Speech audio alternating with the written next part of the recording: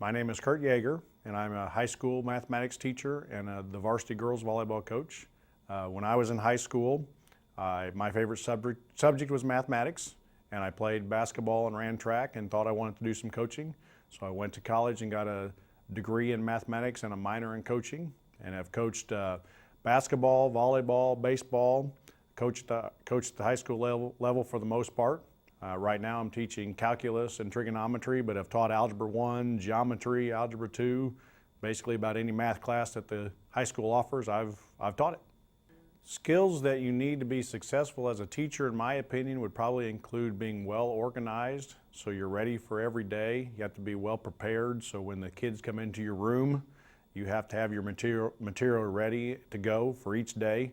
You have to be prepared to change your plan if you need to, because every day is not going to be the same, and you may have something lined up that you think is going to work perfectly, and because of a certain situation you may have to change that. So being able to change on the run is a good thing.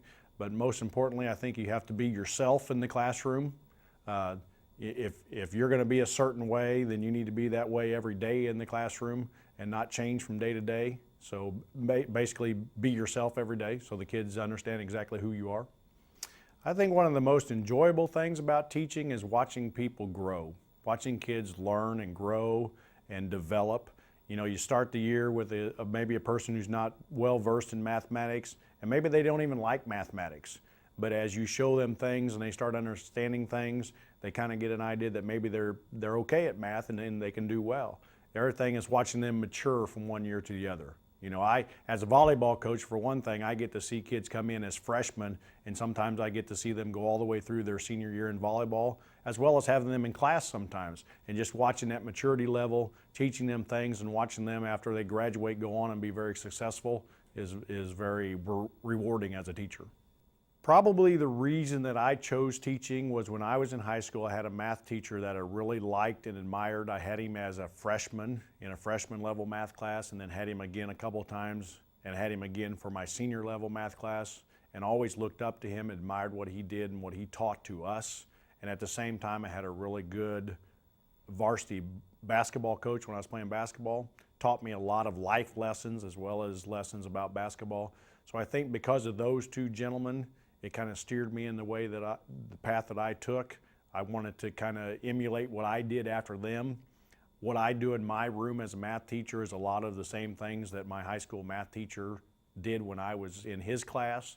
And as a coach, I think I've modeled a lot of the things that I do after the coach that I had in high school.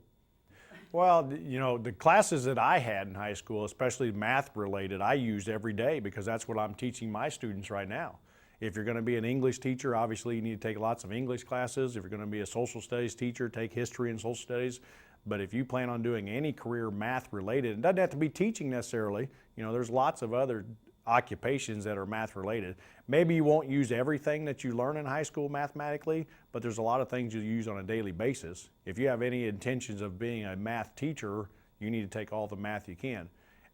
I think the English classes that I took in high school helped prepare me for communicating with other people. You have to communicate with your students in writing sometimes, not just verbally. You have to communicate with parents. So being able to communicate effectively with all kinds of people is a very important skill. And that's not only true in teaching, that's a daily skill that you have to do. So I think taking a lot of English and communications or speech type classes would be very important.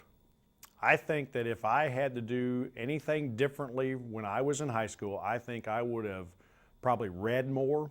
I was never a big reader. I always wanted to get outside and do something, but I think as far as knowledge of different subject matters, I think reading is very important.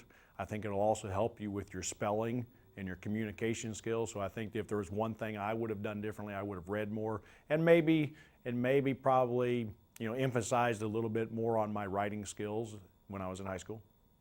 I had a student, probably 10 years ago, who wrote a article about me, matter of fact.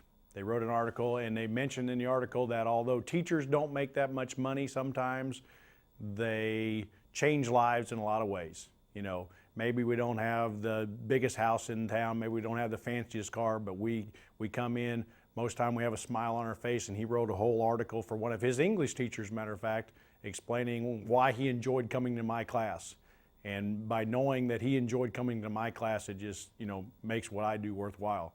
At the same time, one of the things I'm most proud of probably is as a volleyball coach or a coach of any sport in general, I'm always very proud of my athletes and their academic progress.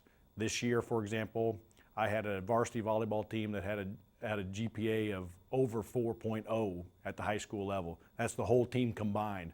And watching those kids graduate and move on to college and come back and share with me what they've learned and what they learned from me and how successful they are now just makes it all worthwhile.